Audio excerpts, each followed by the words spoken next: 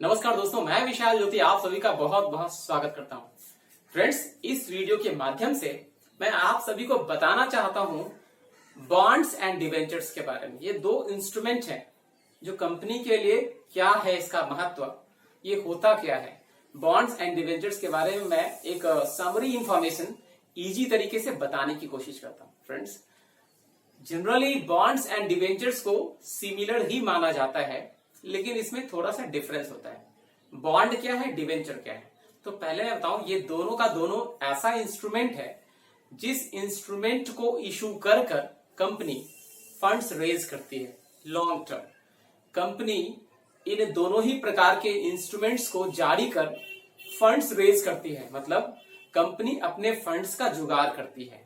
आपको पता है कि कंपनी जनरली अपने कैपिटल का कलेक्शन, अपने फंड्स को इकट्ठा करती है शेयर्स को जारी करके। तो जिस प्रकार से शेयर्स को इशू करके कंपनी फंड्स को इकट्ठा करती है, उसी प्रकार से बॉन्ड और डिवेंचर दो ऐसा इंस्ट्रूमेंट है। इन दोनों इंस्ट्रूमेंट्स को इशू करके भी कंपनी अपने फंड्स को रेज करती है, फंड्स को कलेक्ट करती है, अपने फंड्स का जुगाड़ करती है।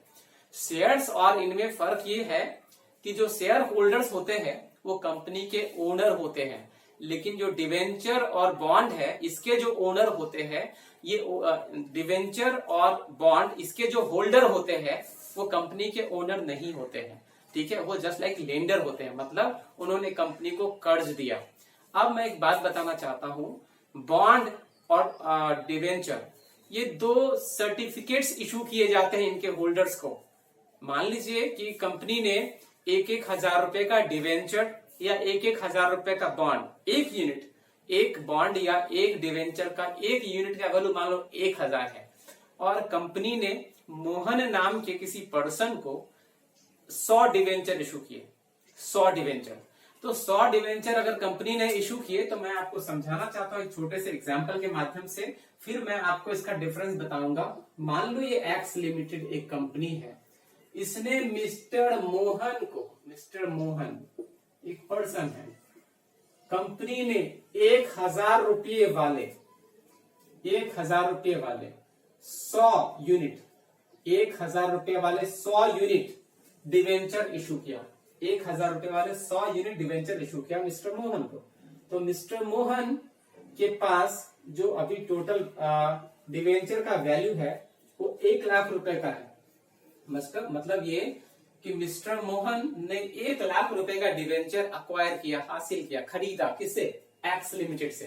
तो एक्स लिमिटेड के पास 1 लाख रुपया कैश में आया और एक्स लिमिटेड ने 1 लाख रुपए का डिवेंचर सर्टिफिकेट किसको दिया? मिस्टर मोहन को।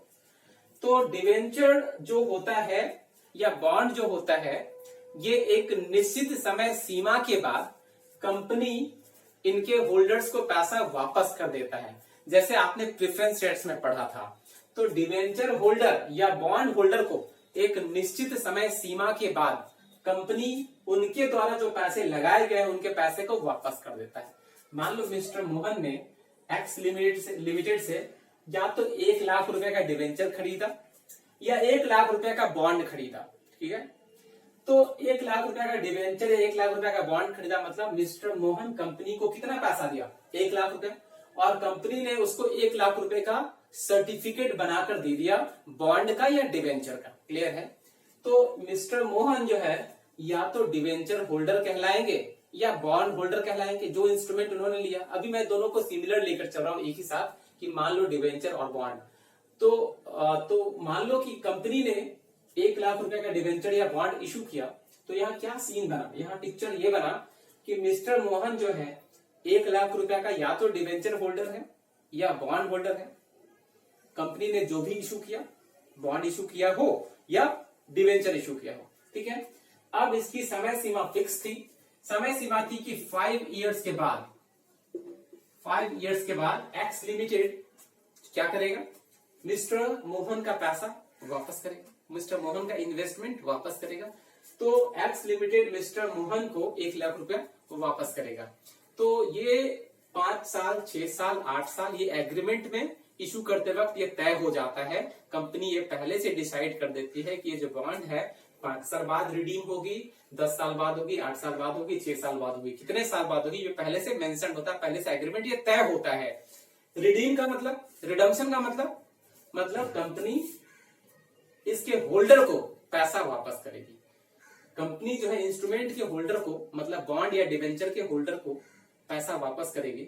इस प्रोसेस को रिडम्पशन बोलते हैं। क्या बोलते हैं? रिडम्पशन। तो रिडम्पशन करने का जो समय सीमा होता है वो पहले से क्या होता है? तय होता है। तो बॉन्ड हो या डिवेंचर, तो ये कंपनी बॉन्ड या डिवेंचर जारी करके फंड रेज करती है। एक लॉन्ग टर्म लोन हुआ, एक प्रकार का कर्ज मान लीजिए।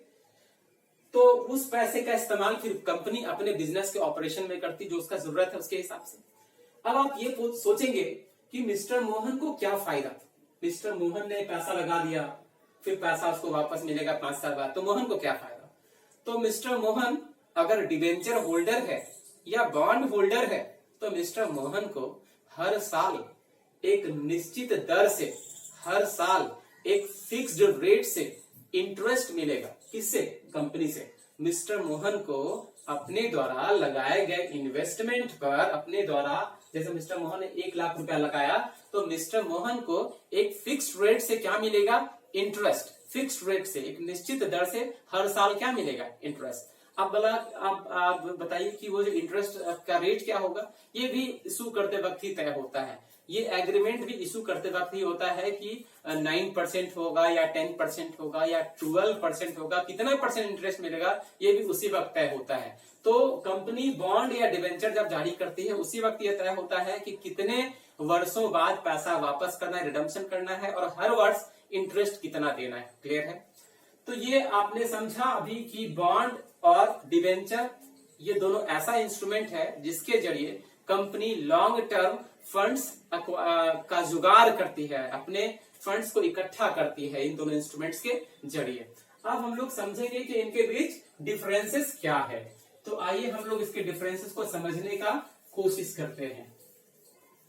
तो आइए डिफरेंसेस क्या है, फर्स्ट ऑफ ऑल मैं आपको बताना चाहूंगा कि डिफरेंसेस क्या है। अब सिक्योर्ड और अनसिक्योर्ड, सिक्योर्ड और अनसिक्योर्ड, आइए ध्यान से देखिए।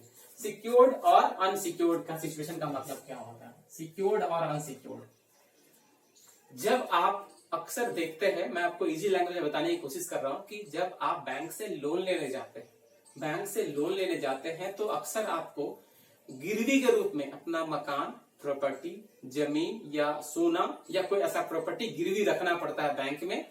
फिर बैंक आपको क्या देती है? लोन। तो बैंक में जो भी आप मकान, जमीन, सोना या कोई प्रॉपर्टी आपने गिरवी रखा है, उस चीज को सिक्योरिटी बोलते हैं। क्या बोलते हैं? सिक्योरिटी। कि आपने मान लो बैंक से 10 लाख रुपए का लोन लिया और आपके पास 2 कट्ठे जमीन था शहर में, आपने उस जमीन का कागजात वहां जमा कर दिया, बैंक ने उसको गिरवी के रूप में रख लिया। अगर आप सही समय पर बैंक को लोन की राशि वापस नहीं करेंगे तो बैंक वाले आपके जमीन को बेचकर अपने लोन का पैसा वापस ले लेगा। तो जो लोन लेने वाला व्यक्ति, जो इंस्ट्रूमेंट लोन लेने वाला व्यक्ति जो भी प्रॉपर्टी, जमीन, मकान, सोना, कुछ भी अगर वो बैंक में गिरवी रखता है तो वो जो प्रॉपर्टी है जिसको गिरवी में रखा गया उसको बोलते हैं सिक्योरिटी रखना। क्या बोलते हैं? सिक्योरिटी रखना। तो इस प्रकार का जो बैंक ने लोन इशू किया है तो बैंक तो बिल्कुल सुरक्षित है, बैंक बिल्कुल सिक्योर्ड है कि अगर वो पैसा वापस नहीं भी करेगा तो प्रॉपर्टी बेचकर बैंक अपने कर्ज का पैसा वापस ले लेगा। तो बैंक जो है बिल्कुल सुरक्षित है। तो इस प्रोसेस को बोलते हैं, इस प्रकार का जो लोन ग्रांट किया बैंक ने, इसको बोलते हैं सिक्योर्ड। क्या बोलते हैं? सिक्योर्ड। लेकिन अगर आपने कहीं से लोन लिया और कुछ गिरवी नहीं रखना पड़ा, तो जिससे भी आपने लोन लिया अगर उसको समय पर पैसा वापस नहीं देंगे तो उसके पास अब कोई ऐसा चीज नहीं है जिसको बेचकर वो कर्ज का पैसा रिकवर कर सकता है। तो ऐसा जो सिचुएशन है इसको बोलते हैं अनसिक्योर्ड। क्या बोलते हैं? अनसिक्योर्ड। तो आइए, जो सिक्योर्ड और अनसिक्योर्ड, ये बॉन्ड जो है, बॉन्ड जनरली सिक्योर्ड इंस्ट्रूमेंट है। सिक्योर्ड, ये सिक्योरिटी के बेस पे ही जारी होता है। और डिवेंचर जो है वो सिक्योर्ड भी हो सकता है और अनसिक्योर्ड भी हो सकता है। मतलब कोई भी ऑर्गेनाइजेशन, कंपनी, कोई भी बिजनेस, कोई भी ऑर्गेनाइजेशन, कंपनी जो है बॉन्ड्स इशू अगर करती है तो ये सिक्योर्ड ही है, सिक्योरिटी को लेकर ही, कुछ गिरवी लेकर ही इशू करेगी। मतलब बॉन्ड्स अगर इशू करती है कंपनी, ठीक है, तो बॉन्ड्स जो एक ऐसा इंस्ट्रूमेंट है जो सिक्योर्ड होता है। क्या होता है? सिक्योर्ड। तो बॉन्ड जो भी पैसा लगाता है, इट मीन्स कंपनी का बॉन्ड जो भी व्यक्ति खरीदता है वो व्यक्ति कंपनी को लोन दे रहा है। जो बॉन्ड है जो खरीदा जाता है, जो भी कंपनी बॉन्ड खरीदता है वो कंपनी क्या देता है? वो लोन देता है। किसको? कंपनी को। तो उस कंडीशन में कंपनी सिक्योरिटी के रूप में उसको कुछ इट मीन्स भरोसा दिलाता है। किसको? कंपनी किसको? बॉन्ड को। सिक्योरिटी के रूप में क्या दिलाता है? भरोसा दिलाता है कि भाई अगर कंपनी ने सही समय पर उसको पैसा वापस नहीं किया तो कंपनी के किसी प्रॉपर्टी पे उसका हक हो जाएगा। किसका? बॉन्ड होल्डर का। जो डिवेंचर है, तो डिवेंचर एक ऐसा इंस्ट्रूमेंट है जो सिक्योरिटी, डिवेंचर्स को सिक्योरिटी पर सिक्योर्ड भी हो सकता है और अनसिक्योर्ड भी हो सकता है। ये ऑलवेज क्या हो? सिक्योर्ड। ये सिक्योर्ड भी हो सकता है और अनसिक्योर्ड भी हो सकता है।